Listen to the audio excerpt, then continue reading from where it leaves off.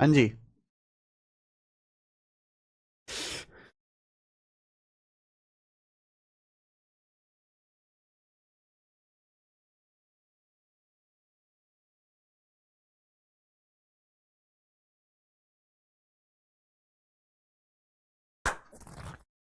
नमस्ते मेरे भाई, कैसे हैं आप सभी लोग? Good evening. गुड इवनिंग नहीं है, गुड आफ्टरनून है। कैसे हैं बच्चों? देखिए, आज सैटरडे शनिवार पर हमने आपकी एक एक्स्ट्रा क्लास लगा दी है, क्योंकि अ, जब हम कॉम्प्लेक्स गए थे, सीजीओ कॉम्प्लेक्स, तो एक दिन आपकी क्लास मिस हो गई थी। इसलिए हमने आज आपकी एक्स्ट्रा क्लास लगा दी है। तो कल मैंने आपको डायरेक्टली प्रोपोर्शनल, इनवर्सली प्रोपोर्शनल का जो कॉन्सेप्ट समझाया था, उसी कॉन्सेप्ट पर बचे कुछ सवाल हम आज की इस क्लास में कर लेंगे बच्चों। ठीक है, तो शुरू करें। शुरू करें मेरे भाई आज की कहानी। यस। तो 124 सवाल नंबर 124 से करना है। ये रहा सवाल नंबर 124। 124 सवाल लास्ट में करेंगे, थोड़ा बेहतरीन है ये। पहले 125 से ये बताओ जी। हाँ जी, करो जी, क्या आंसर है? The weight of circular disc varies directly as the product of square of its radius and its thickness. सवाल में बोला है कि एक सर्कुलर डिस्क है, इसका जो वेट है वो डायरेक्टली किसके प्रोपोर्शनल है? इसकी रेडियस के स्क्वायर के, और इसकी थिकनेस यानी कि इसकी मोटाई के प्रोपोर्शनल है। तो सर्कुलर डिस्क का जो वेट है वो डायरेक्टली रेडियस के स्क्वायर और इसकी थिकनेस, थिकनेस को मैं टी बोल देता हूं, थिकनेस के मेरे प्यार में टी एच बोल देते हैं, मान लीजिए, थिकनेस के डायरेक्टली प्रोपोर्शनल है। रेडियस के वर्ग और मोटाई के गुणनफल के अनुसार बदलता है। टू आइडेंटिकल और similar disc have their thickness in the ratio 16:9। हमारे पास दो आइडेंटिकल डिस्क हैं, एक जैसी डिस्क है, उनकी थिकनेस का रेशियो, मोटाई का रेशियो 16:9 है। तो आपसे यह पूछा गया है what the ratio of their radii, उनकी रेडियस का रेशियो क्या होगा if the weight of first is 4 times of the second. अगर पहली जो है डिस्क का वेट दूसरी डिस्क से 4 गुना है। ध्यान सुनिएगा, सवाल में रेडियस का रेशियो पूछा है मेरे प्यारे भाई, वेट का रेशियो बताया गया, थिकनेस का रेशियो बताया गया। ये रेडियस का रेशियो आपसे पूछा, कैसे आएगा मेरे भाई? अगर आपको रेडियस के स्क्वायर का रेशियो निकालना है, देखो थिकनेस को धर लाओ, अगर आप वेट के रेशियो को थिकनेस के रेशियो से डिवाइड कर देंगे तो रेडियस के स्क्वायर का रेशियो आ जाएगा। यही बात है, यही बात है कि नहीं बात है भाई? जो चीज आपसे पूछेगी उसी पे ध्यान दीजिए ना। सवाल बोला है कि सर्कुलर डिस्क का जो वेट है रेडियस के स्क्वायर और थिकनेस का डायरेक्टली प्रोपोर्शनल है। वेट का रेशियो दिया, थिकनेस का रेशियो दिया, रेडियस के स्क्वायर का रेशियो पूछा है। हमारे पास दो सर्कुलर डिस्क हैं, बोला पहली का जो वेट है दूसरी से 4 गुना है। Weight of first is 4 times of second. पहली का जो वेट है दूसरी से 4 गुना, यानी कि दूसरी का 1 किलो है तो पहली का वेट 4 किलो, वेट का रेशियो है। अगर हम बात करें थिकनेस यानी कि मोटाई की, तो सवाल में साफ साफ बोला है कि इनकी थिकनेस का रेशियो 16:9 है। थिकनेस का रेशियो 16:9 है दोनों डिस्क की। रेडियस का रेशियो पूछा है, तो रेडियस के स्क्वायर का रेशियो क्या आएगा? डिवाइड कर दो। वेट के रेशियो को थिकनेस के रेशियो से डिवाइड कर दो, रेडियस के स्क्वायर का रेशियो आएगा। और डिवाइड करने का मतलब ऐसे क्रॉस मल्टीप्लाई, तो 9 चौक 36 रेशियो 16 आ गया जी। ये दोनों तरफ से अंडूट ले लेंगे, अंडूट लेंगे तो रेडियस का रेशियो क्या आएगा भाई? ये 6, 16 का अंडूट 4, 6:4, 6:4 कितना आएगा? 3:2। तो ये 3:2 आ गया, त्रिज्या का अनुपात 3:2। बात खत्म। कर लोगे?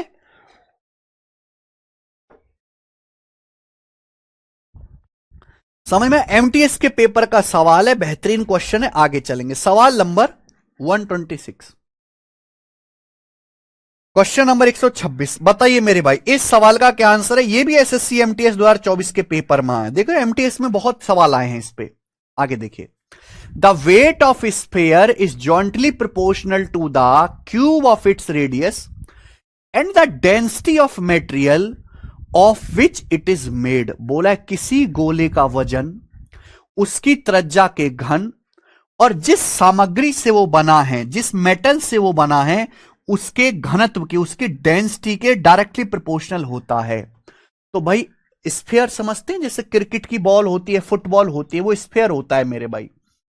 तो किसी गोले का जो वजन है, वेट, वो डायरेक्टली किसके प्रोपोर्शनल है? रेडियस के क्यूब और जिस मेटल से वो स्फेयर बना है उसकी डेंसिटी के प्रोडक्ट के, रेडियस के क्यूब एंड जिस मेटेरियल से वो बना है उसकी डेंसिटी के डायरेक्टली प्रोपोर्शनल है।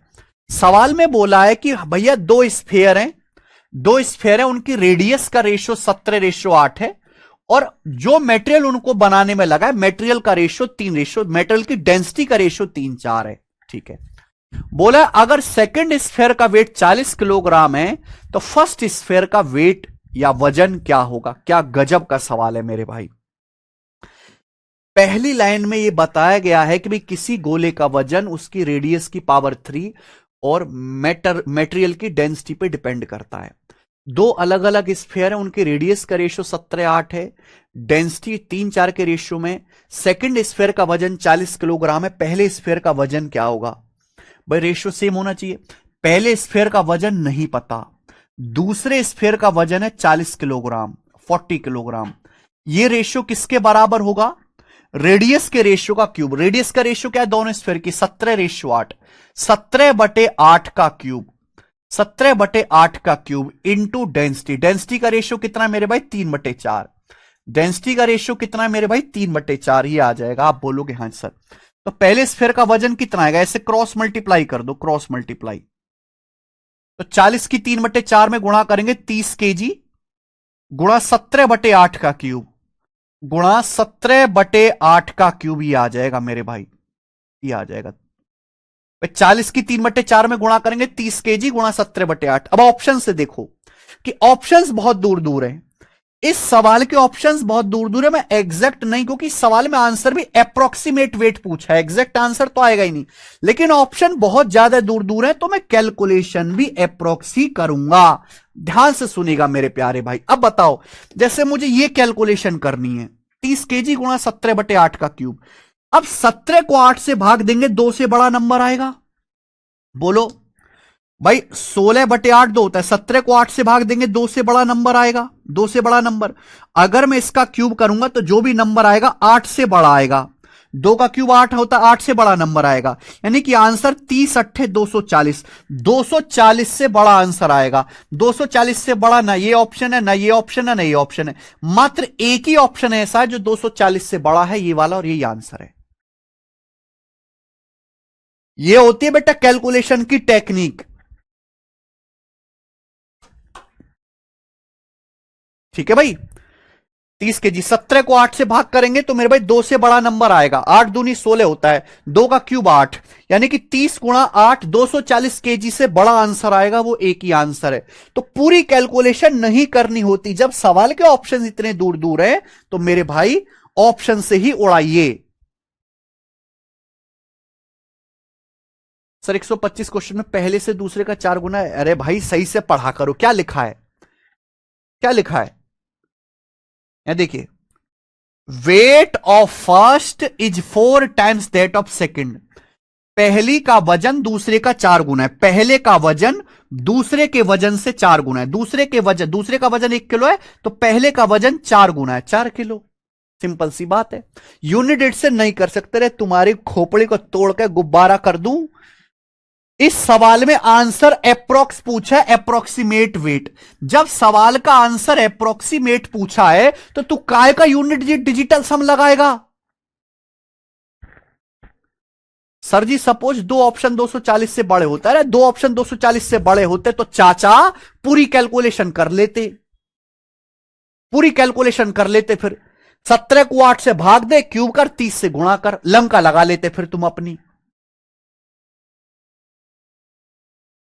ऐसा नहीं होता है, ऑप्शन इस तरीके से सेट किए जाते कि बच्चा दिमाग से करे।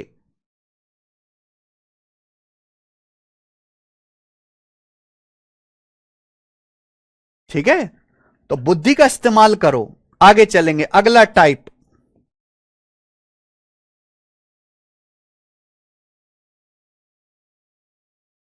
बहुत बढ़िया, सवाल नंबर 127।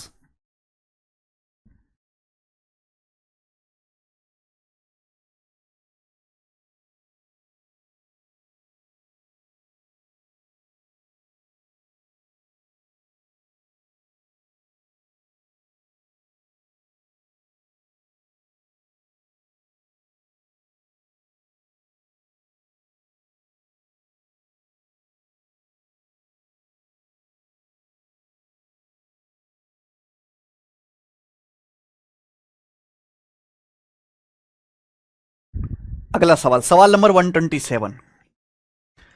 ठीक है, चलिए जल्दी से, आज ये टाइप हमें खत्म करना है और अगला टाइप भी दो चार करवा ही दूंगा। यही सबसे बड़ा टाइप है, बाकी सब छोटे छोटे हैं। P varies inversely as the square of Q। क्या बोला है? P varies inversely as square of Q। P Q के, P जो है, P का मान Q के स्क्वायर के इनवर्सली प्रोपोर्शनल है। P का मान Q के स्क्वायर के इनवर्सली प्रोपोर्शनल है। सवाल में बोला है जब Q 2.4 है तो P 1.5 है, जब P 6 है तो Q का मान क्या होगा? ध्यान सुनेगा भाई, जब P का मान 1.5 है तो Q का मान 2.4 है, जब P का मान 6 होगा तो QT की वैल्यू क्या होगी? यह सवाल होता है मेरे भाई। तो आपको मैं समझा चुका हूं कि रिवर्स रेशियो लेना है, रिवर्स रेशियो। अगर P की वैल्यू पहले P1 थी, P2 हो गई, तो P1 से P2 का जो रेशियो होगा P Q स्क्वायर के इनवर्सली प्रोपोर्शनल है, तो Q का आपको रिवर्स रेशियो लेना है, Q2 बटे Q1, और स्क्वायर है तो मेरे भाई स्क्वायर करिए।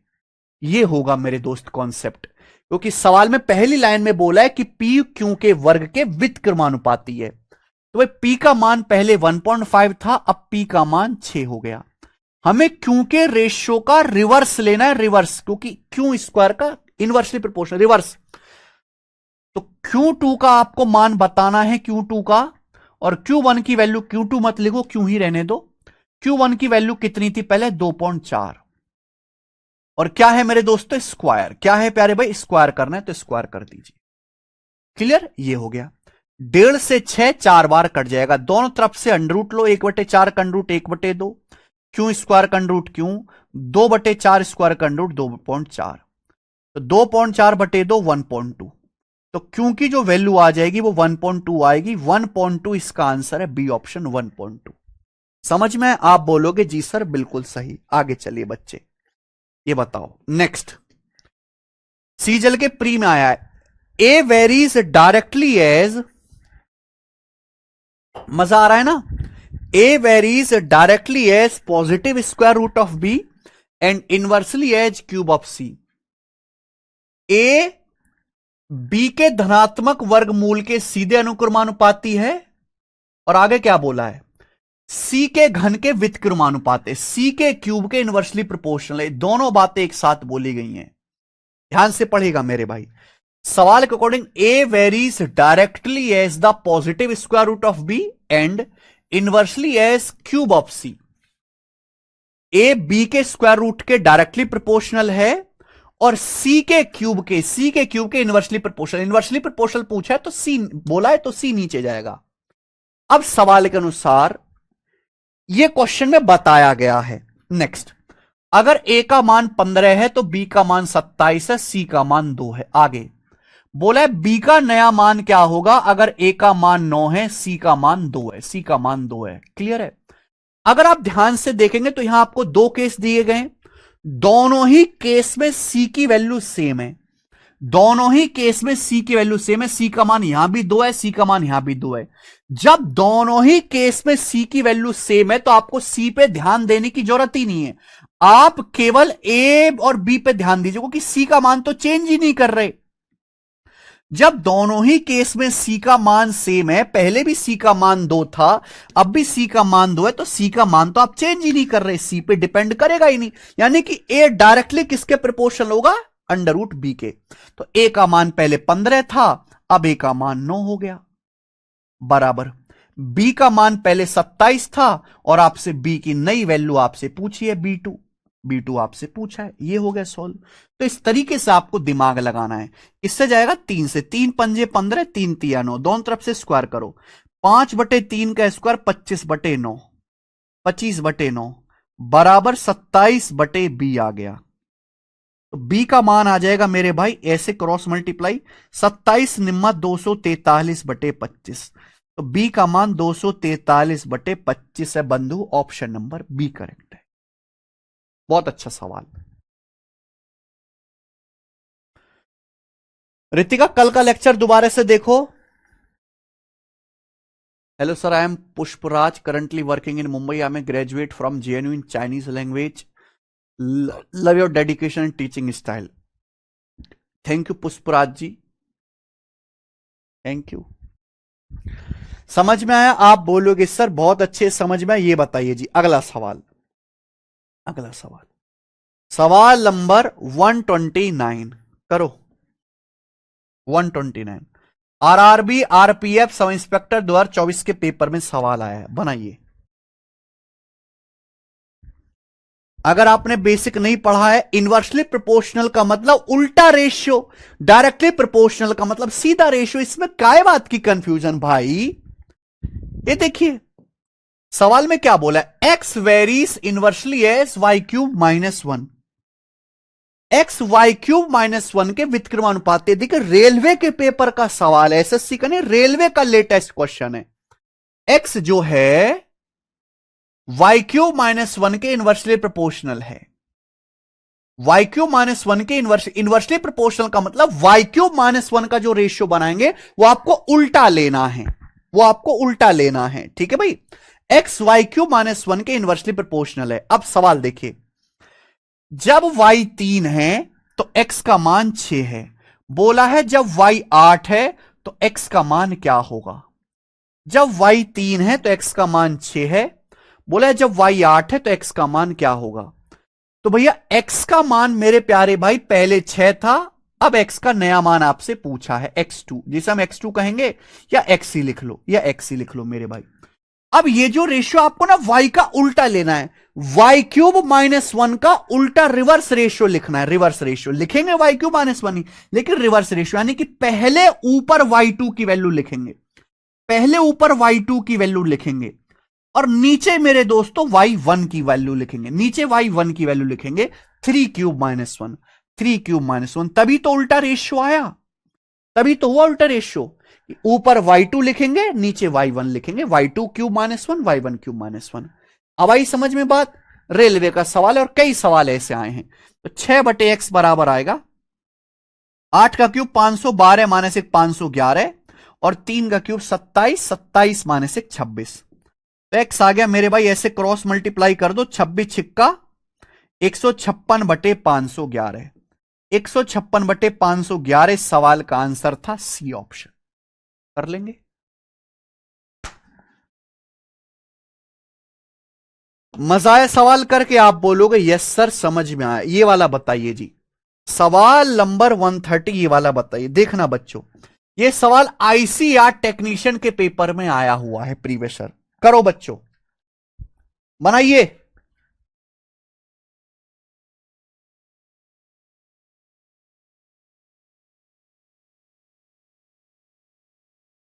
बनाओ मेरे भाई।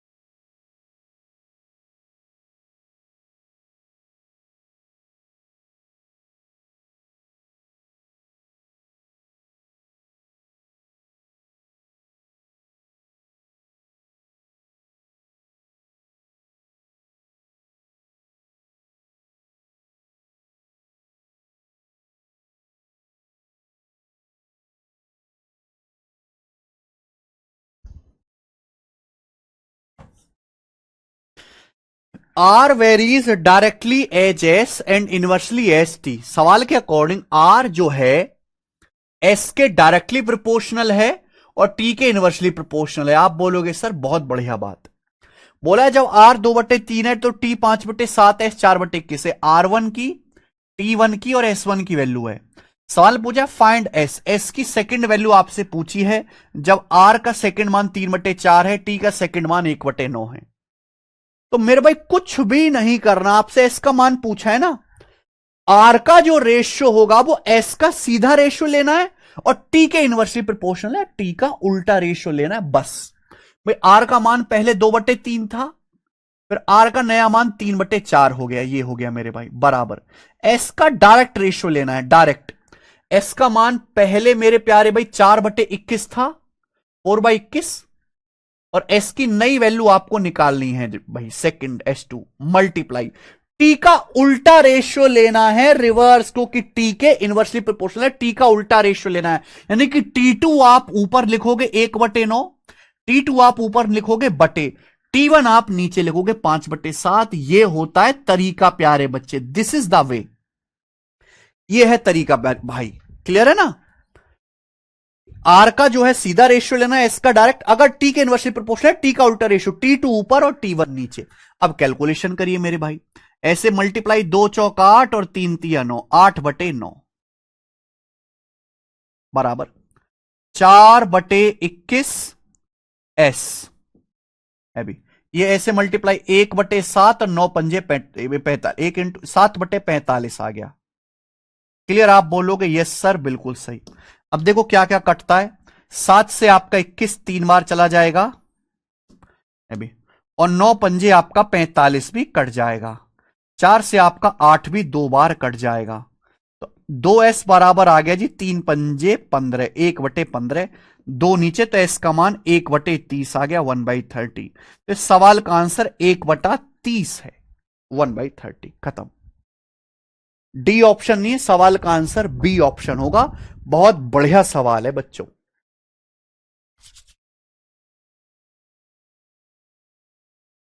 वाई मल्टीप्लाई, अरे आर, अरे यार कैसे बच्चे, आर आर डायरेक्टली प्रोपोर्शनल है एस के, इनवर्सली प्रोपोर्शनल टी के, तो मल्टीप्लाई तो है, यही तो है। एस के डायरेक्टली प्रोपोर्शनल, टी के इनवर्सली प्रोपोर्शनल, ये मल्टीप्लाई तो होता है।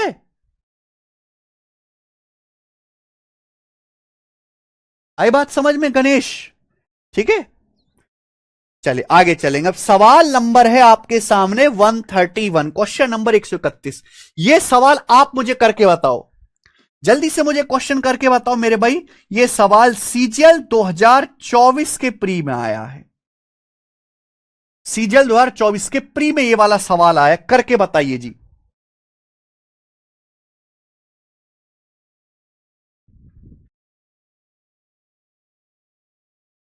अगर एक संख्या बहुत सारी चीजों पर डिपेंड करती है गणेश, तो उन सब की मल्टीप्लाई कर देते हैं।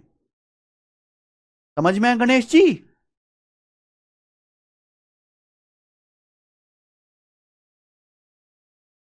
एक संख्या कई सारी चीजों पर डिपेंड कर सकती है ना, डायरेक्टली इनवर्सली प्रोपोर्शनल हो सकती है, तो हम उनकी मल्टीप्लाई कर देते हैं। ये बताओ बच्चों, ऐसा ही क्वेश्चन है। अब आप मुझे करके बताओ जी, हम नहीं बताएंगे जी, बहुत देर से बता रहे हम, है ना। इस जो है टेस्ट का जो है लास्ट सवाल है ये, नहीं अभी तो और भी आएंगे इस टेस्ट के। करो बच्चों। x varies directly with the cube of y and inversely with the square of z। If x 1/36 है तो y 2 है, z 3 है। What the value of 800x when y 3 and z is 5? करो।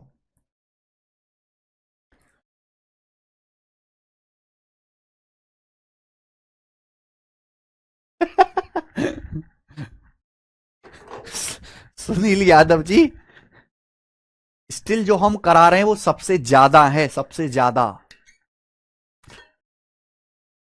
जितना हम आपको इस टाइप पे प्रैक्टिस करा रहे हैं ना, आप सीट चेक करके देखिए कि भाई किसी टीचर ने डायरेक्टली प्रोपोर्शनल, इनवर्सली प्रोपोर्शनल के इतने सवाल अपने बच्चे को कराए हों।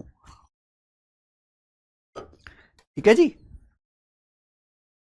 अरे भाई कभी तो जल्दी से आंसर बता दिया करो, आप जल्दी जल्दी आंसर क्यों नहीं बताते हैं? सुनील यादव आंसर करके बताओ। x varies directly with the cube of y, x y cube के डायरेक्टली प्रोपोर्शनल है और z के स्क्वायर के इनवर्सली प्रोपोर्शनल है, z के स्क्वायर के इनवर्सली प्रोपोर्शनल है, ये बोला है। x जो है y क्यूब के डायरेक्टली प्रोपोर्शनल है, z स्क्वायर के इनवर्सली प्रोपोर्शनल है। तो मेरे भाई x का मान 1/36 है, y का मान y1 2 है, z 3 है, ये हो गया।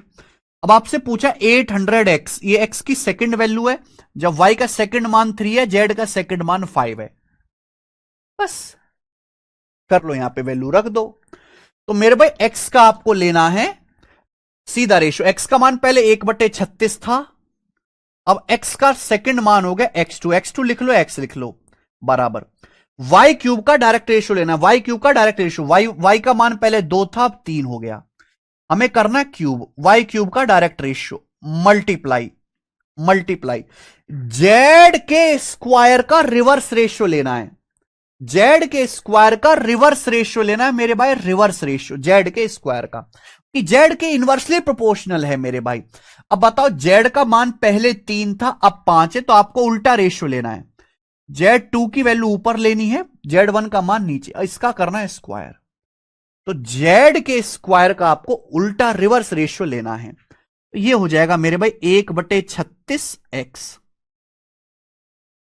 कुछ कट तो नहीं रहा भाई, 2 का क्यूब 8 और 5 का स्क्वायर 25, 8 गुणा 25 200, ठीक है जी। अब 3 का क्यूब 27 इंटू 3 का स्क्वायर 9, देखते हैं मेरे भाई, अब 9 से आपका 36 जो है वो 4 बार चला गया, 9 से 36 4 बार चला गया, तो हम ये कह सकते हैं इसकी क्रॉस मल्टीप्लाई करेंगे तो 200 चौका 800x, 800x की वैल्यू कितनी आ गई, 27 से कम 27 आ गई, 800x बराबर 27 आ गया, ऑप्शन नंबर बी करेक्ट है, बी इसका आंसर है।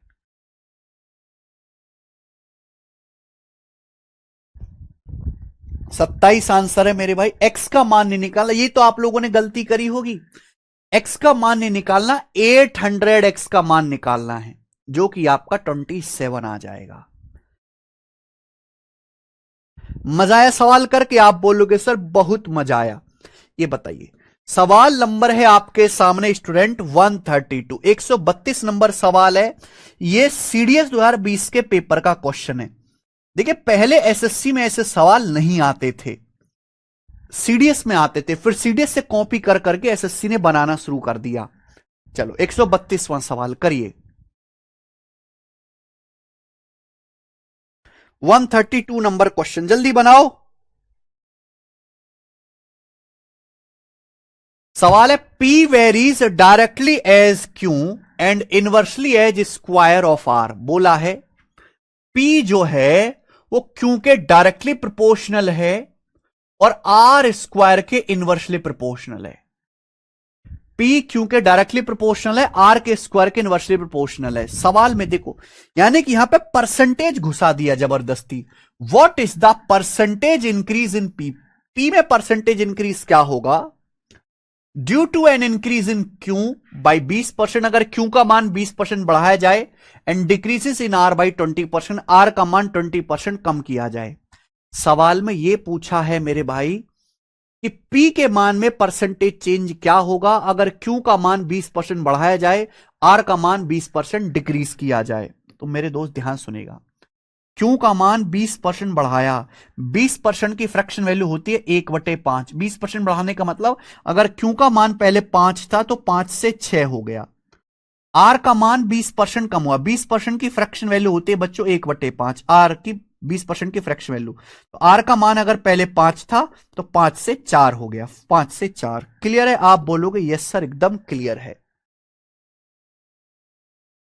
Q और R के मान को चेंज किया है तो P के मान में परसेंटेज चेंज किया है, भैया मान लिया P का मान पहले P1 था अब P2 हो गया, P का मान इस रेशियो में चेंज हुआ, पहले P1 था P2 हो गया, कि Q के रेशियो के डायरेक्टली प्रोपोर्शनल, Q का डायरेक्ट रेशियो लेना, Q का मान पहले 5 था 6 हो गया, P जो है R स्क्वायर के इनवर्सली प्रोपोर्शनल है, तो R के रेशियो का रिवर्स करना है, R का मान पहले 5 था अब 4 है, तो R के रेशियो का रिवर्स करना है 4/5, और इसका स्क्वायर मेरे भाई, इसका स्क्वायर, क्योंकि आप P जो है वो R स्क्वायर के इनवर्सली प्रोपोर्शनल है। तो यहां से P1 बटे P2 कितना आ जाएगा बच्चों? P1 बटे P2 बराबर आ जाएगा 1/5 से आप 1/5 काट दीजिए, 4 का स्क्वायर 16 बटा 6, 2 से काटेंगे, 2 अट्ठे 16, 2 तिया 6, तो आ जाएगा 8 बटे 15। तो P1 बटे P2 की वैल्यू 8 बटे 15 आ गई। बस रेशियो आ गए तो आप कुछ भी कर सकते। बोला P के मान में परसेंटेज वृद्धि क्या है, तो P का मान पहले 8 था, P1 का मान पहले 8 था, 8 से बढ़ के 15 हो गया। P का मान पहले 8 था, 8 से 15 हो गया, तो कितना बढ़ गया? 7 बढ़ गया, 7 बटे 8 बढ़ गया। अब 1 बटे 8 क्या होता है? 12.5%। 12.5% का 7 गुना 87.5%, तो 87.5% P का मान बढ़ जाएगा। बिल्कुल यूजफुल है आकांक्षा यादव, बिल्कुल एकदम ओल्ड नोट्स। 1 बटे 8 12.5%, 12.5% का 7 गुना 87.5%।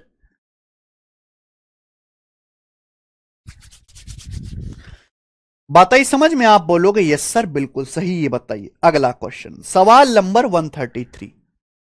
मजा आया ना क्वेश्चन करके? अगला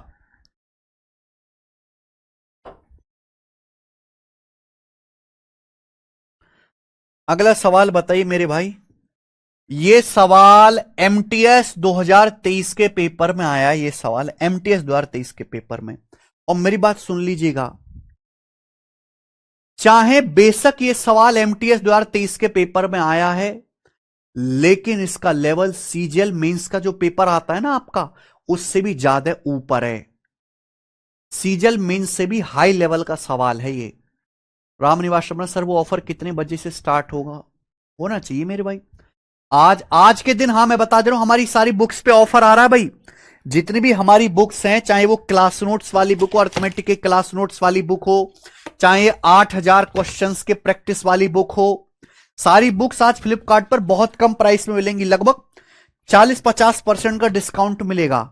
तो जो बच्चा प्रैक्टिस के लिए बुक्स लेना चाहता है वो आज ही ले ले भाई, आज सबसे अच्छा समय है। सवाल नंबर 133 करके बताओ। मैंने बोल दिया कि यह सवाल चाहे एमटीएस के पेपर में आया है, पर इसका लेवल मेंस से भी टफ है।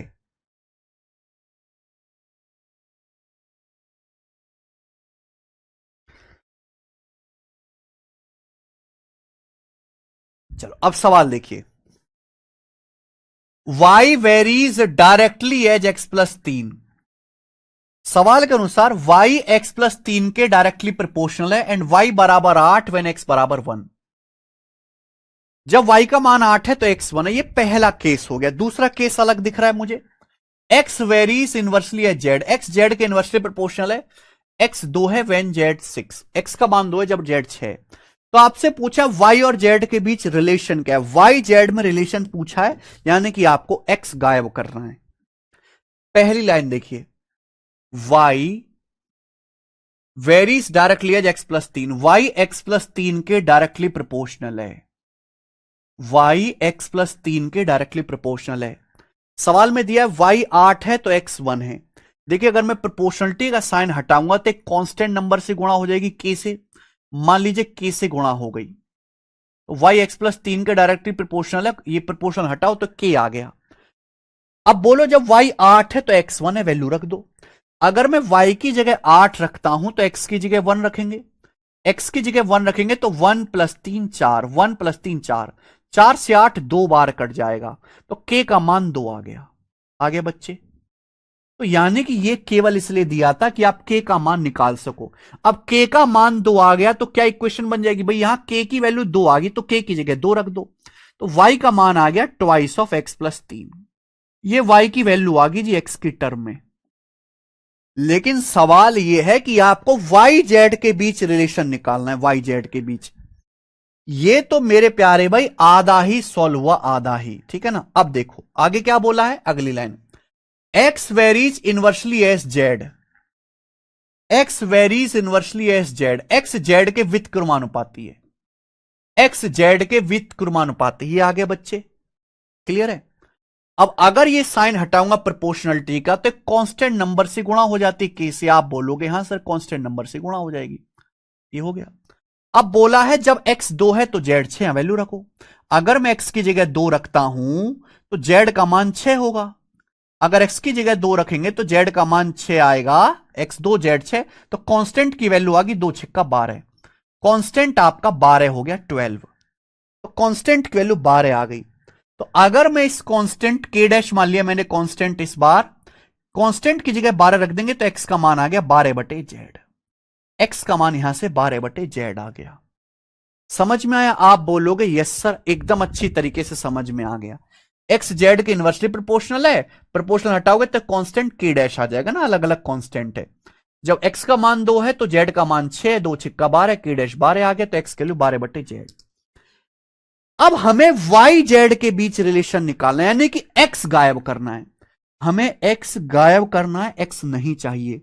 ये जो एक्स का मान 12/z आया यहां रख लो, यहां रख दो एक्स की जगह, वाई जेड में आ जाएगा। तो वाई बराबर ट्वाइस ऑफ एक्स की जगह 12/z रख दीजिए। आप एक्स की जगह 12/z रख दीजिए मेरे दोस्तों, +3 ये हो गया।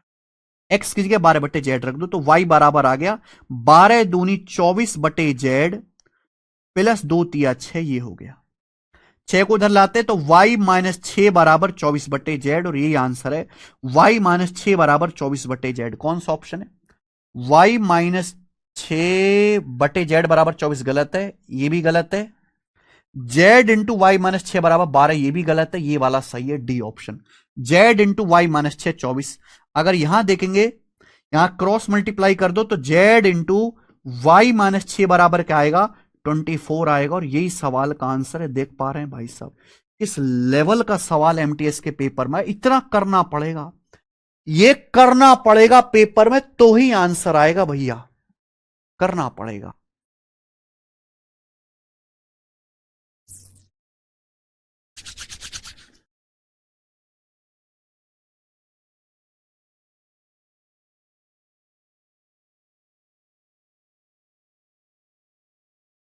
आई बात समझ में?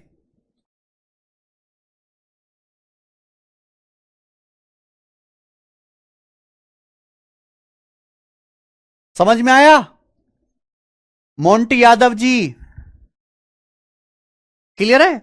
सवाल तो बेसिक इन्होंने एमटीएस के पेपर में डाल दिया, बट इसका लेवल बड़ा हाई फाई है, बहुत अच्छा सवाल है, मजा आया होगा आपको करके। D option. आगे चलेंगे जी। अगला क्वेश्चन सवाल नंबर 134 देख लीजिए। एक और सवाल बच्चों की लंका लगाने के लिए, पता नहीं प्री में ऐसे सवाल क्यों पूछ लेता है, ये सवाल प्री के है ही नहीं, ये सवाल तो मेंस लेवल के हैं। एसएससी सीजीएल 2023 के प्री के पेपर में पूछा गया है, और वो क्वेश्चन है जिसे 10% से भी कम बच्चे पेपर में कर पाए। नहीं कर पाएंगे भाई ऐसे सवालों को बच्चे पेपर में। मुझे इस सवाल का आंसर करके बताओ जी, क्या आंसर है?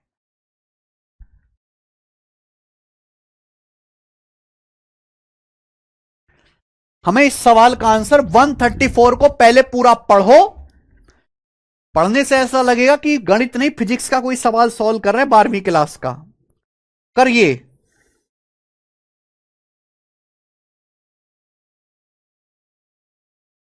बताओ जी क्या आंसर है, जल्दी से फटाफट।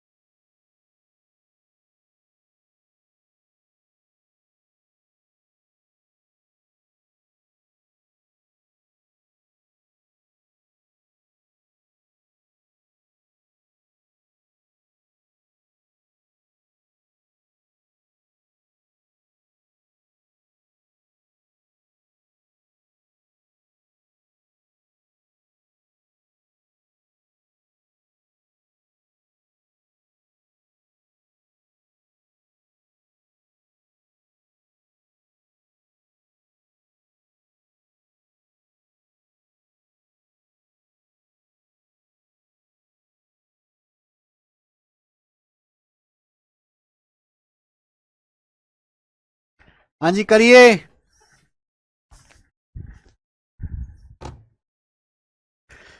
The force the force in pound force needed to keep a car from skidding on a curve varies directly with the weight of car and square of its speed per hour and inversely with the radius of the curve. भयंकर बात मेरे भाई। देखो, जब कोई मोड़ आता है तो मोड़ पे जब कार मुड़ती है तो फोर्स लगाना पड़ता है मोड़ने के लिए। तो सवाल में यही बोला है कि एक कार को मोड़ पर फिसलने से बचाने के लिए, एक कार को मोड़ पर फिसलने से बचाने के लिए जो हमें फोर्स चाहिए, वो फोर्स जो है कार के वेट के डायरेक्टली प्रोपोर्शनल है और कार की स्पीड के स्क्वायर के डायरेक्टली प्रोपोर्शनल है, और जो कर्व है उसकी रेडियस के स्क्वायर के इनवर्सली प्रोपोर्शनल है। Inversely with the radius of curve, radius के इनवर्सली प्रोपोर्शनल है।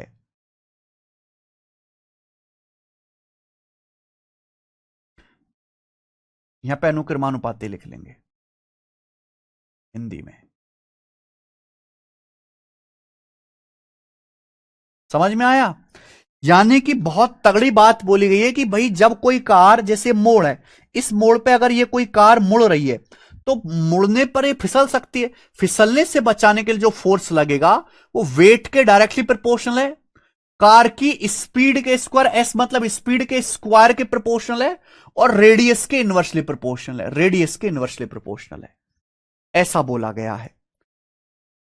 आगे बोला गया सपोज 6125 पाउंड फोर्स, जैसे फोर्स को न्यूटन में नापते हैं, फोर्स को नापने का एक और यूनिट है pound force. Suppose 6125 pound force चाहिए हमें, एक 2750 पाउंड, जैसे किलोग्राम होता है ऐसी वजन की एक यूनिट और होते पाउंड। 2750 पाउंड की कार को जो है मेरे भाई, जो 35 मील पर आवर, एमपीएच यानी कि माइल्स पर आवर, 35 मील पर आवर की स्पीड से चल रही है, 550 फीट के रेडियस के कर्व पे फिसलने से बचाने के लिए। भाई 2750 पाउंड की अगर कोई कार है जो 35 मील पर आवर की स्पीड से चल रही है, 550 फीट की रेडियस पे बचाने के लिए, फिसलने से बचाने के लिए 6125 पाउंड फोर्स चाहिए। पूछा how much pound force, question में पूछा है how much pound force is then required, कितने पाउंड फोर्स चाहिए होगा एक 3600 पाउंड वजन की कार को जो 50 माइल पर आवर की स्पीड से चल रही है, कर्व पर स्किडिंग फिसलने से बचाने के लिए, जिसकी रेडियस 750 फीट है। आई बात समझ में? आप बोलोगे सर भयंकर क्वेश्चन है, कैसे कर पाए होंगे बच्चे? हमारे ने तो कर लिया होगा भाई, बाकियों का पता नहीं। देखिए पहले कितना फोर्स चाहिए था, 6125 पाउंड फोर्स, पहले था 6125 पाउंड फोर्स। अब कितना फोर्स चाहिए कार को फिसलने से बचाने के लिए निकालना है। वेट कितना, पहले कार का वेट था 2750 पाउंड, 2750 पाउंड पहले कार का वेट ये था। अब कार का वेट है 3600 पाउंड, 3600 पाउंड इनटू स्पीड के रेशियो का भी आपको डायरेक्ट लेना है। ठीक है भाई, स्पीड के रेशियो का भी मेरे प्यारे भाई आपको डायरेक्ट लेना है। डायरेक्ट स्पीड पहले कितनी थी, 35 माइल पर आवर, स्पीड पहले 35 थी, अब स्पीड कितनी है मेरे दोस्तों, 50। पहले स्पीड कितनी थी, 35 मील पर आवर, अब स्पीड कितनी है, 50 माइल पर आवर। तो स्पीड के रेशियो का भी आपको डायरेक्ट रेशियो लेना है, 35/50, लेकिन स्क्वायर करना है, स्क्वायर मल्टीप्लाई मल्टीप्लाई। रेडियस का इनवर्सली प्रोपोर्शनल है तो रेडियस का रेशियो रिवर्स लेना है। पहले रेडियस कितनी थी, 550 फीट, अब रेडियस कितनी है, 750 फीट, तो रेडियस के रेशियो का रिवर्स लेना है, R2/R1। रेडियस के रेशियो का रिवर्स लेना है, R2/R1। तो भैया बाद में R2 750 है और पहले रेडियस 550 फीट थी, 550 फीट थी। ये हो गया मेरे प्यारे बच्चों, ये रिवर्स आ गया। क्लियर? आप बोलोगे यस सर एकदम क्लियर है, कोई परेशानी वाली बात नहीं है। तो ये कैलकुलेशन मुझे करनी है 6125/f। कितना जाएगा, 550 से पूरा पूरा 5 बार चला जाएगा, 5 बार, 0 से 0 काटो है भाई, 5 से तो जाएगा ही जाएगा ये 72 बार, 3 से काट सकते हैं 25, 3 से काट सकते हैं 24, तो ये आ गया जी 25/24 गुणा 35/50 का वर्ग, 35/50 किससे कट रहा है? 5 से। 5 सत्ते 35, 5 2 50। 7/10 का स्क्वायर, 7/10 का स्क्वायर आएगा जी 49/100। 7 का स्क्वायर 49, नीचे 10 का स्क्वायर 100।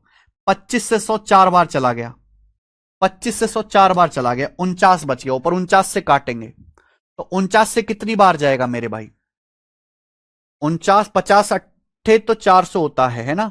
तो 49 एकम 49, 49 एकम 49, बच गया 12, 122। 49 दूनी 98, बचा 24। 49 पंजे 245, 125 आ गया। तो फोर्स कितना आ गया मेरे भाई? क्रॉस मल्टीप्लाई 125 गुणा 96, 125 गुणा 96। अब 125 की 96 में गुणा करेंगे तो कितना आ गया? डी ऑप्शन आ गया जी, 12,000 आंसर। कैसे? क्योंकि 125 अट्ठे 1000 होता है, 96 को लिख सकते हैं 8 गुणा 12, 96 का मतलब 8 गुणा 12, 125 अट्ठे 1000 होता है, तो 1000 गुणा 12, 12,000 आंसर है। तगड़ा सवाल।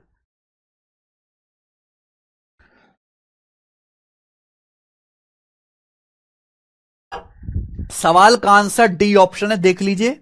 और ये सवाल है जो सीजीएल 2023 के प्री के पेपर में आया था। मुझे बताओ कितने बच्चों को समझ में आया? कैलकुलेशन है दुनिया भर की, और कैलकुलेशन करनी पड़ेगी चाहे तुम्हें पसंद हो या ना हो। कभी कभी किसी किसी शिफ्ट में ऐसे सवाल आ जाते हैं जो बच्चों की लंका लगाने के लिए, उनको डराने के लिए काफी होते हैं। ठीक है ना? फोर्स रख दिया, वेट के रेशियो का डायरेक्ट रेशियो, स्पीड के रेशियो का स्क्वायर कर दिया, रेडियस का रिवर्स रेशियो, मात्र कैलकुलेशन करनी है थोड़ी मोड़ी और आंसर आ जाएगा। आई बात समझ में? नेक्स्ट, अगला सवाल था 134। आगे करेंगे मेरे भाई सवाल नंबर 135। ये बताइए 135 सीडीएस 2024 का सवाल, सीडीएस 2024 का सवाल तगड़ा सवाल है मेरे प्यारे भाई, ये भी बहुत बेहतरीन क्वेश्चन। अरे सुनील यादव, चुपचाप मुर्दे की तरह पढ़ाई करो, चुपचाप। जितना हम करा रहे उतना काफी है। अच्छा, कितने बच्चे हैं जो ये सवाल खुद से कर पाए? क्या कोई बालक इतना टैलेंटेड इस क्लास में है कि इस सवाल को खुद से कर पाया हो? और बड़े खुशकिस्मत हो कि ऐसे टफ सवाल भी कर पा रहे हो। वो ना पता भी नहीं चलता बच्चों को बैच में कि हाँ ऐसा कुछ पेपर में आता भी, और बैच पूरा हो जाता है। कानों कान खबर भी नहीं चली बच्चे को और बैच कंप्लीट हो गया, क्योंकि ऐसा डिस्कस ही नहीं करते क्लास में सवाल टीचर्स।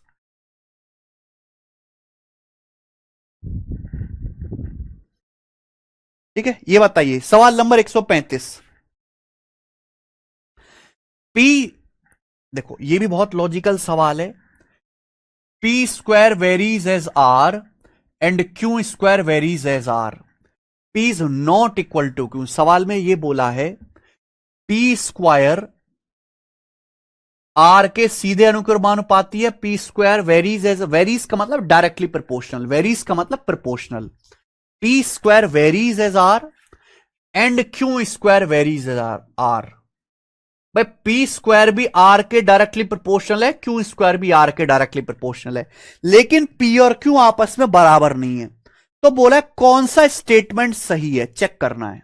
एक बार बताओ, अगर मैं प्रोपोर्शनलिटी का साइन हटाता हूं तो कांस्टेंट नंबर से गुणा हो जाएगी। अभी अगर मैं प्रोपोर्शनलिटी का साइन हटाऊंगा तो कांस्टेंट नंबर आ जाएगा K1R। यहां देखिए, यहां भी ऐसा ही होगा। अगर मैं प्रोपोर्शनलिटी का साइन हटाऊंगा तो एक दूसरा कांस्टेंट आ जाएगा K2R। ये K1 K2 क्या है? These K1 and K2 are nothing but constant, जिनकी वैल्यू फिक्स है। कुछ भी हो सकते हैं लेकिन फिक्स नंबर होंगे, वेरिएबल नहीं होंगे मेरे भाई। पहला चेक करते हैं, P square plus Q square varies as R. अगर मैं इनको जोड़ता हूं तो P square plus Q square क्या आएगा?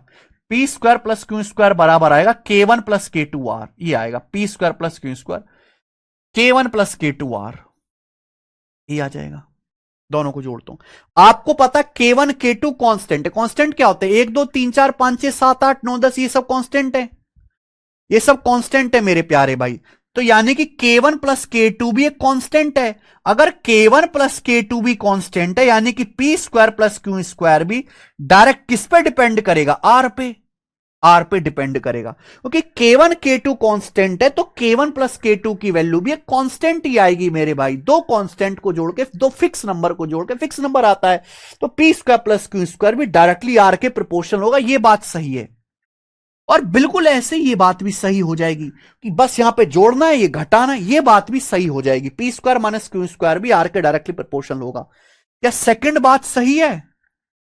सेकंड बात है पी क्यू, यानी कि गुणा करो। अगर मैं इनकी गुणा करता हूं तो ये आएगा पी स्क्वायर गुणा Q square, P square into Q square बराबर K1 K2 R square, K1 K2 R गुणा आर आर स्क्वायर, दोनों तरफ से अंडर रूट लो, तो पी क्यू बराबर under root K1 K2 R, ये आ जाएगा।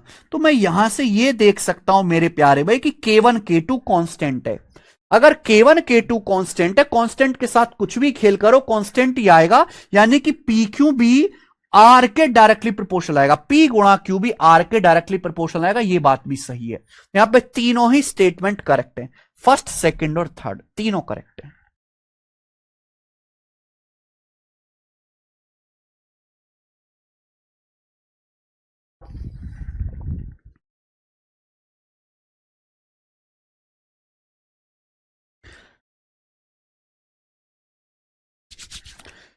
सीडीएस का लेटेस्ट सवाल है, समझ में आया बच्चों? क्या आपको ये समझ में आया? वेरी गुड, समझ में आया होगा।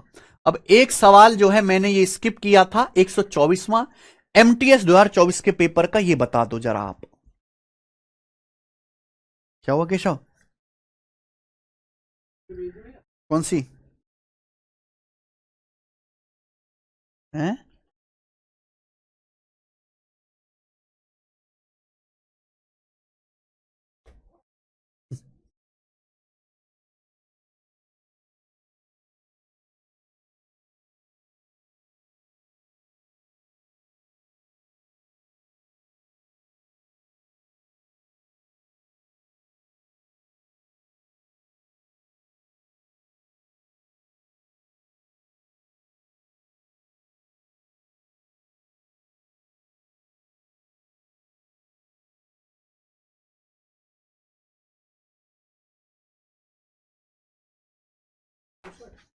हाँ ठीक है भाई, पहले आप ये बताओ कि ये वाला सवाल कितने लोग समझ पाए, ये दोनों जो क्वेश्चन है। चलो, सवाल नंबर 134 और 135, ये दोनों समझ लिए?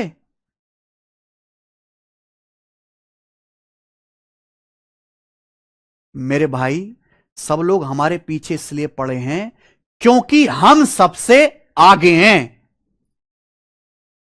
ठीक है भाई, बात खत्म। बार बार ये मत पूछा करो आप।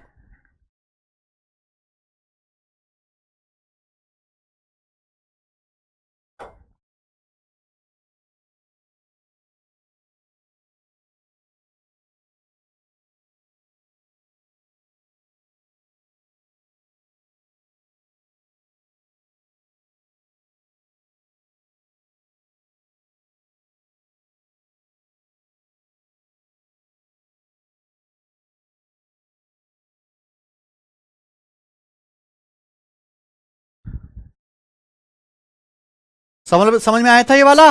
ये बताओ जरा 124वां।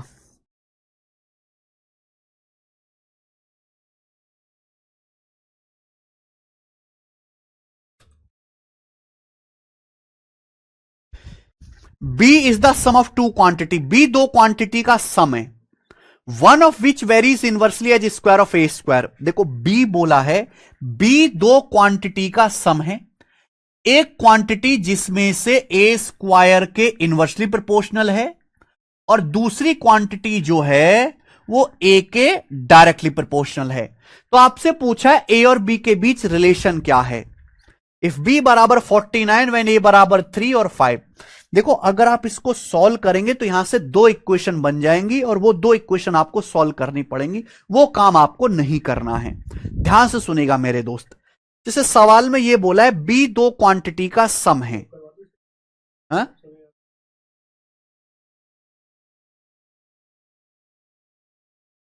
क्या? तो आपको यह सवाल सॉल्व करने की जरूरत नहीं, ऑप्शन से होना चाहिए। सवाल में बोला है बी दो क्वांटिटी का योग है, क्या यहां बी दो क्वांटिटी का योग दिख रहा है? नहीं। क्या इस ऑप्शन में दिख रहा है? नहीं। यहां मेरे भाई इस ऑप्शन में दिख रहा है, इस ऑप्शन में दिख रहा है।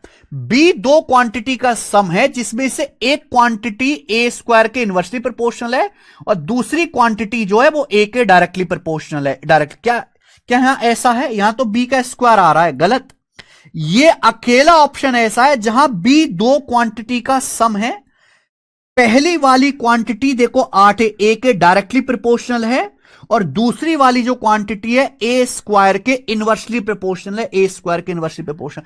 ऐसा एक ही ऑप्शन में हो रहा है, इसलिए यही आंसर हो जाएगा, बात खत्म। ठीक है भाई, क्योंकि अगर ये सवाल आप बेसिक से करने लगे तो आपको ये लंका लग जाएगी। एक ही ऑप्शन ऐसा दिख रहा है जहां बी दो क्वांटिटी का सम है, एक क्वांटिटी जो है ए के डायरेक्टली प्रोपोर्शनल है और दूसरी जो है ए स्क्वायर के इनवर्सली प्रोपोर्शनल। सॉल्व करना चाहते हैं तो मान लीजिए कि भैया बी जो है ए के डायरेक्टली प्रोपोर्शनल है और ए स्क्वायर के इनवर्सली प्रोपोर्शनल है, दो क्वांटिटी का सम है। लेकिन प्रोपोर्शनल है तो कांस्टेंट भी आएगा, K1 और K2 कांस्टेंट भी आएगा मेरे भाई। ये K1 K2 दो कांस्टेंट भी आएगा, ये बनेगी। अब यहां से ए का मान 3 रखो तो भी बी 49 है, ए का मान 5 रखो तो भी 49 है, दो इक्वेशन बन जाएगी। अगर मैं ए का मान 3 रखता हूं तो ये इक्वेशन बन जाएगी मेरे भाई।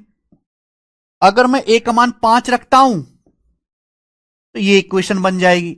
इन दोनों इक्वेशन को आपको सॉल्व करना पड़ेगा। K1 K2 निकालोगे, यहां रखोगे तो टाइम वेस्ट होगा। ये आपका बेसिक है जो बर्बादी आपको नहीं करनी है, यह समय की बर्बादी। ठीक है, अगर ऐसा सवाल आ रहा है तो 100% वो सवाल ऑप्शन से ही हो जाएगा, 100%। क्लियर है? इसी के साथ ये टाइप खत्म होता है। इसी के साथ बच्चों डायरेक्टली प्रोपोर्शनल इनवर्सली प्रोपोर्शनल का ये टाइप खत्म होता है। अब हम आगे चलेंगे अगला टाइप।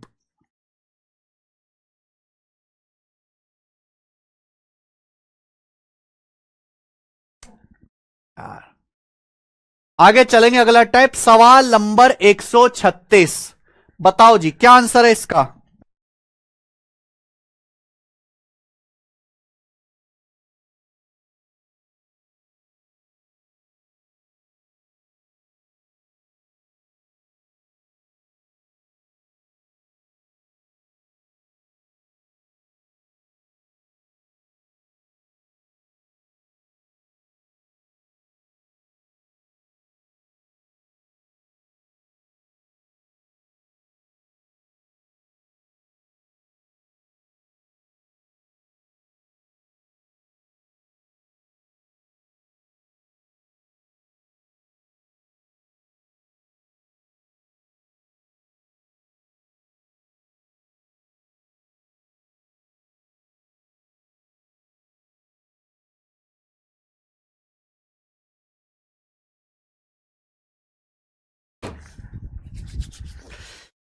ठीक है बच्चों, अगला टाइप आपके सामने। तो भाई mean proportional, third proportional, fourth proportional सब हो गया। उसके बाद मेरे दोस्त हमने डायरेक्टली प्रोपोर्शनल इनवर्सली प्रोपोर्शनल बता दिया। अब हम करेंगे जी इसके आगे, हैं जी।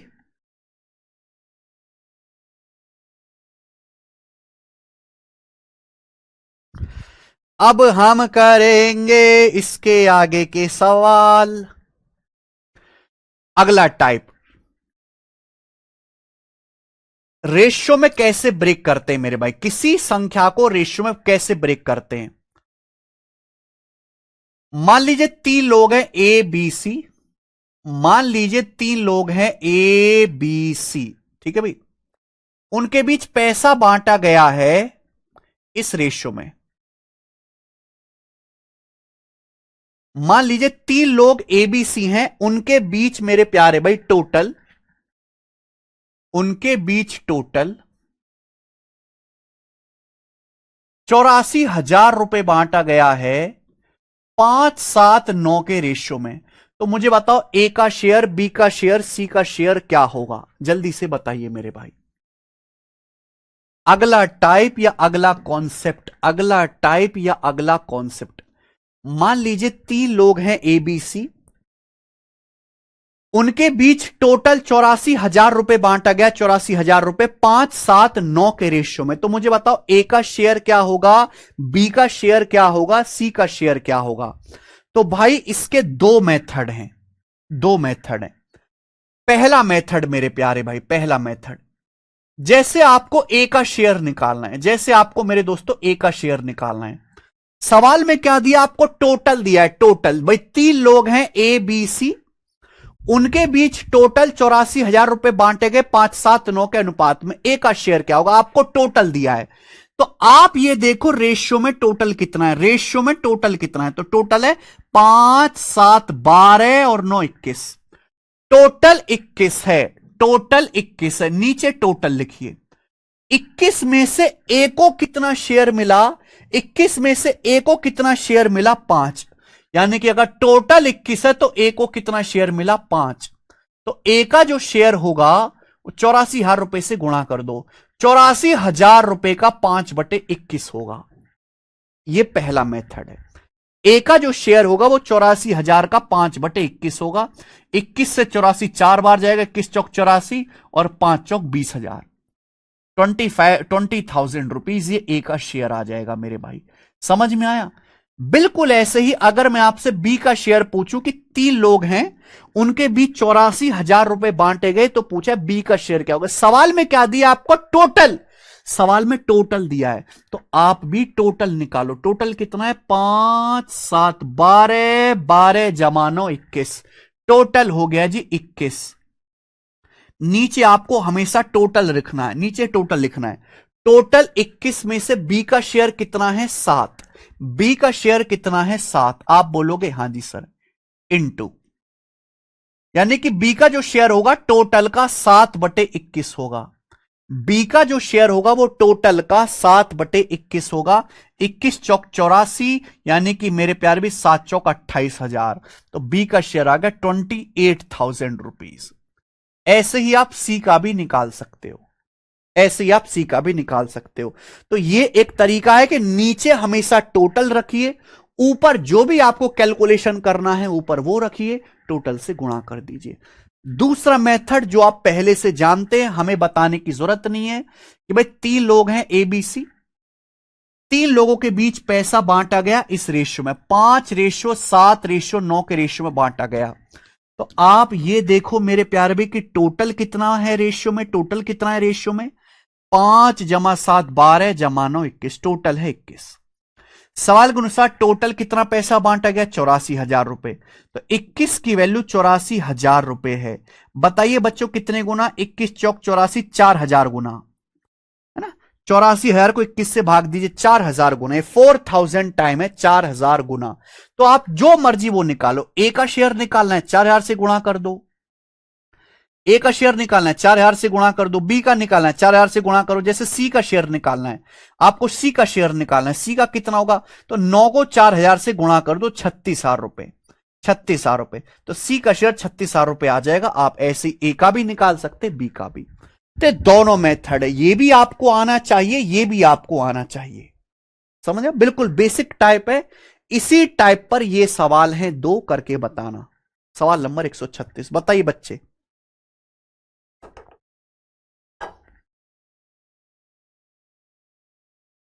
दिल्ली पुलिस कांस्टेबल के पेपर में सवाल आया है, एक स्कूल में लड़कों की संख्या का लड़कियों से रेशियो 9:13, एक स्कूल में बॉयज गर्ल्स का रेशियो 9:13 है। बोला है स्कूल में लड़कों और लड़कियों की कुल संख्या 2134, यानी कि टोटल 2134 स्टूडेंट है स्कूल में। तो पूछा उस स्कूल में गर्ल्स की संख्या कितनी है, गर्ल्स कितनी है स्कूल में, ये आपसे पूछा, गर्ल्स आपसे पूछा है। तो जो आपसे पूछा है उसे ऊपर रखेंगे। गर्ल्स है कितनी, 13 गर्ल्स हैं आउट ऑफ टोटल कितनी गर्ल्स है मेरे प्यारे भाई, सॉरी स्कूल में लड़के पूछे, सॉरी लड़के पूछे ना, नंबर ऑफ बॉयज पूछा, लड़कों की संख्या पूछी है, सॉरी गर्ल्स नहीं पूछे मेरे भाई, बॉयज पूछे। स्कूल में पूछा बॉयज कितने हैं मेरे दोस्तों, तो कितने बॉयज आ जाएंगे, बॉयज है मेरे भाई 9, बॉयज 9 हैं आउट ऑफ टोटल कितने स्टूडेंट है, टोटल है 9 + 13 22, टोटल 22। तो यानी कि टोटल 22 स्टूडेंट में से 9 बॉयज हैं, टोटल 22 में से 9 बॉयज हैं, और टोटल स्टूडेंट है कितने, 2134। ये आ जाएगा। जो भी आंसर आएगा 9 से कटने वाला होगा, ऑप्शन से भी देख सकते हैं 9 से कौन सा कट रहा है, वरना सोल्व कर लो। 22 निम्मा, 22 निम्मा 198 और 22 सत्ते 154, ये आ गया। 9 सत्ते 63, 3 एंड में 3 आएगा, यानी कि ये वाला आंसर है ऑप्शन नंबर 873 आंसर हो गया। कितना बढ़िया सवाल है। आगे चलूं, नेक्स्ट ये बताइए। सवाल नंबर है आपके सामने यहां पर 137। करो जी, सीजीएल 2023 प्री का सवाल।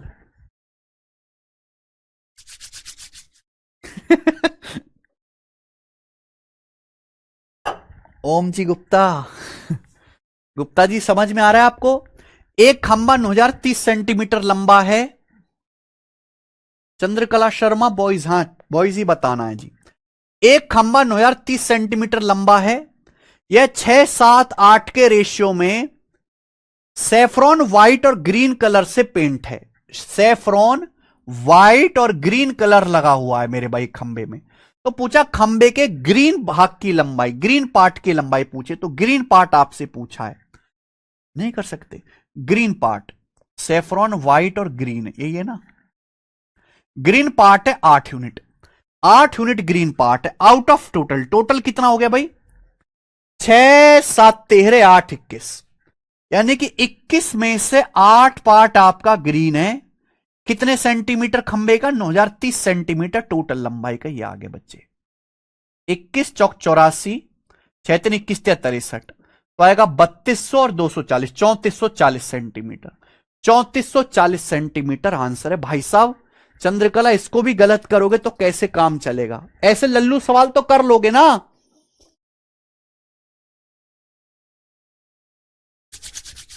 ऐसे लल्लू लाल सवाल तो कर लोगे, मैं तो आपको 2 ही करा रहा हूं। लेकिन अगर आप प्री के पेपर देखोगे तो आपको लाइन से थोक के भाव में सवाल मिल जाएंगे। भाई ऐसे सवाल थोड़ा ना आते हैं पेपर में ज्यादा। ये है जो 1% इंपॉर्टेंट सवाल है, 1%। और ये हैं पेपर में जो थोक के भाव में आते हैं। पेपर में तो ज्यादातर आसानी सवाल आते हैं, मुश्किल तो इक्का दुक्का ही आते हैं। ये बताएंगे। अगला टाइप, ठीक है। अब आसान टाइप पे ज्यादा एनर्जी वेस्ट करके थोड़ा ना कुछ मिलेगा। अगला टाइप है, 2 क्वेश्चन करेंगे इस टाइप के भी और खेल खत्म करेंगे। सवाल नंबर 138 बताओ। बोला 3 संख्याएं पॉजिटिव 4, 5, 7 के रेशियो में, उनके स्क्वायर का सम 15210 है। तीनों संख्याओं का योग बताओ। 3 संख्याएं 4, 5, 7 के अनुपात में है, उनके वर्गों का योग, उनके स्क्वायर का योग 15210 है। तीनों संख्याओं का योग बताओ मेरे भाई। देखो अगर रेशियो दिया हो, रेशियो को जोड़ोगे घटाओगे कोई प्रॉब्लम नहीं है। स्क्वायर करोगे तो मल्टीप्लायर का भी स्क्वायर होगा, क्यूब होगा। मल्टीप्लाई करोगे तो भी मेरे दोस्तों चेंज आएगा। 3 संख्याएं 4, 5, 7 के रेशियो में, रेशियो हटाएंगे तो वेरिएबल से गुणा होगी। 4x, 5x, 7x, रेशियो हटाओगे तो अगला टाइप आ गया मेरे भाई। नेक्स्ट टाइप, तीनों संख्याओं का योग क्या आएगा, 4, 5, 9, 4x + 5x, 9x + 7, 16x, 16x आएगा। तो जो भी आंसर आएगा 16 का मल्टीपल। 16 से ये नहीं कटता, ये नहीं कटता, ये नहीं कटता, ये 16 से कट रहा है। आंसर आ गया। समझदार बच्चा तो ऐसे कर लेगा ऑप्शन से।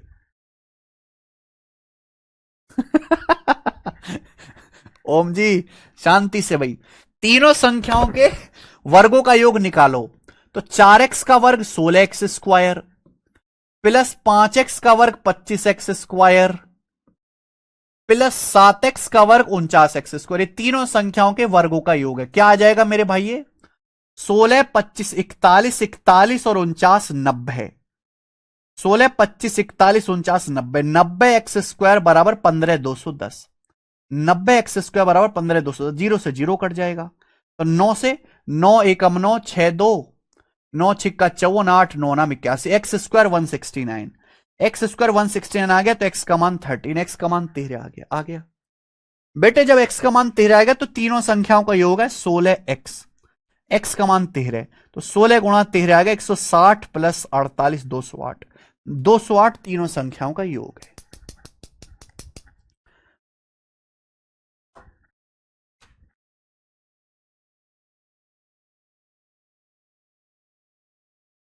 अन्वेष, अरे नहीं भाई, रोटी भी खानी है। चलो एक और करेंगे, आज की क्लास का आखिरी सवाल।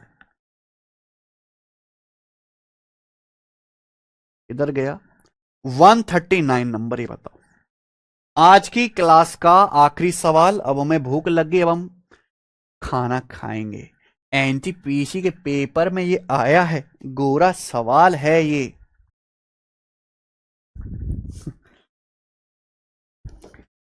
टैं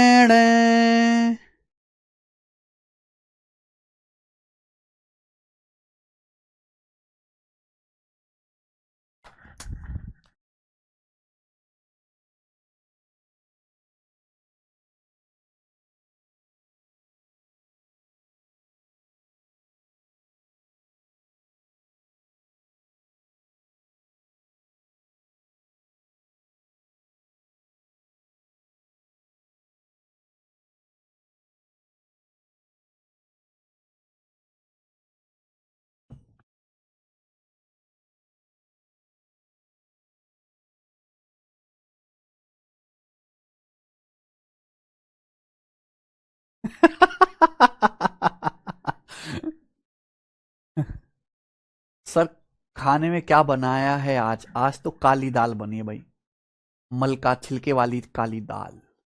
आ थोड़ा सा लेंगे हरी मिर्च, रोटी, और एंड में चावल खाएंगे भाई, हाथ से मजा आ जाएगा। और लेंगे आम का अचार। ओह,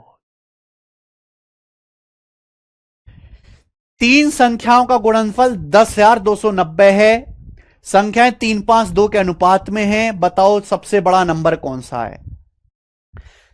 भाई गुणनफल कर रहे हैं ना, जोड़ घटा थोड़ ना रहे। अगर रेशियो हटाओगे तो एक वेरिएबल से गुणा हो जाएगी। 3x, 5x, 2x।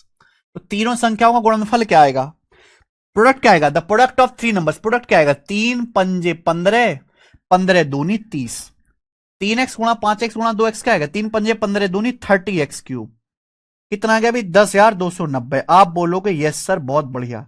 0 से 0, 3 से काटेंगे, 3 तिया 9, एक 3 चौक 12, 3 तिया 9, x3 343। तो x का मान 7 आ गया। तो हमें संख्या ही पता चल गई 7। तीनों संख्याओं में सबसे बड़ी संख्या 5x है ना। 5 सत्ते 35, तो 35 सबसे बड़ा नंबर है। 35 बी ऑप्शन एनटीपीसी का था, कर लेंगे आप।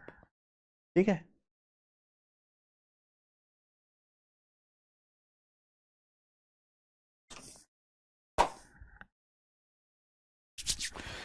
ओके बच्चों,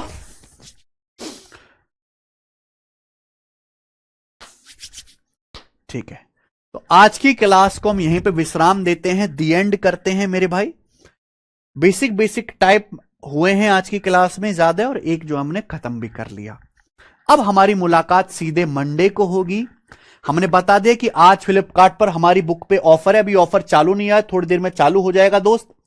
और मेन यूट्यूब चैनल गगन प्रताप मैथ्स जो हमारा है, उस पे शाम को 6 बजे हम एक लाइव शेड्यूल किए, लाइव अनाउंसमेंट करेंगे, तो आप उसको आके सुनिएगा। लाइव अनाउंसमेंट शाम 6 बजे मेन यूट्यूब चैनल पे। भैया मैच देखने में पूरा नेट खत्म मत कर देना, ठीक है जी। चलो शाम को मिलेंगे यूट्यूब पे। बहुत बहुत धन्यवाद। ये हमारा यूट्यूब चैनल गगन प्रताप मैथ सब लोगों ने सब्सक्राइब कर रखा है। 5 मिलियन होने वाले इस पे, 5 मिलियन, 5 मिलियन। एक और बताता हूं, हमारा यूट्यूब चैनल है मैथ्स वंडर इन सेकंड्स। अब इसका नाम चेंज करके हमने मैथ्स वंडर बाय गगन प्रताप कर दिया, इसका नाम चेंज करके। तो आप जो भूल बोलते हो ना कि सर हमें रिवीजन करना है, छोटे छोटे टाइप बार बार वीडियोस नहीं देख पाते, लिख नहीं पाते, तो यहां हम ना ऐसे छोटे छोटे टाइप्स के फॉर्मूले के, शॉर्ट ट्रिक्स के ऐसे शॉर्ट्स अपलोड करते हैं दिन में 2। आप अगर नॉर्मली ऐसे देखते रहो जैसे इंस्टाग्राम की रील देखते हैं, तो आपको बहुत सारे कॉन्सेप्ट सीखने को मिलेंगे, नई नई चीजें सीखेंगे, रिवीजन आपका होता रहेगा। बहुत बढ़िया। इससे बढ़िया सोर्स नहीं है रिवीजन करने का। जैसे यहां आप देखिए, एलसीएम निकालने की मैंने ट्रिक बताई बच्चों को, कि अगर आप सवाल दिए तो हम ऑप्शन से कैसे एलसीएम निकाल सकते हैं। ठीक है। तो ये चैनल है हमारा मैथ्स वंडर इन सेकंड्स, इसको सब्सक्राइब कर लेंगे सभी।